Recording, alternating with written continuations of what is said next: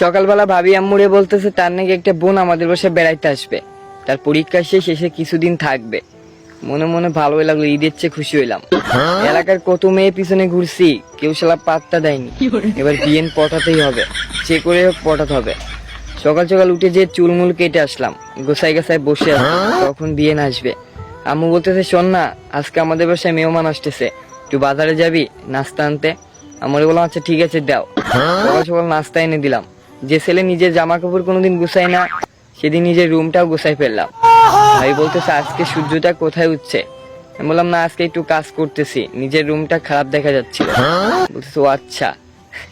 খানিকক্ষণ পরে আম্মু বলতেছে আচ্ছা শোন না, তোর ভাবির বোন 11:30টার দিকে আসবে, রাস্তার মোড়ে যেয়ে একটু দাঁড়াইস, ও তো বাসা চেনে না। আমি বললাম আমি পারবো না। আম্মুর সাথে ভাব নিয়ে বললাম তোমরা যাও গে, আমার কাজ আছে। আমরা যেতে পারবো না, তোর ভাবি রান্না করতেছে, আমি বাসার কাজ করতেছি, তুই গেলে ভালো হবে। মনে মনে বললাম আমিই তো যাব, তোমার সাথে একটু ভাব নিলাম। রাস্তার মোড়ে যে গোসাই গাছে দাঁড়ায় আছি, কখন বিয়েন আসবে। অনেকক্ষণ পরে দেখে একটা সিএনজি আইছে, ভাবলাম এই বুঝি আমার বিয়েনটা চলে আইছে রে, কেমন দেখতে একটু দেখতেই হবে।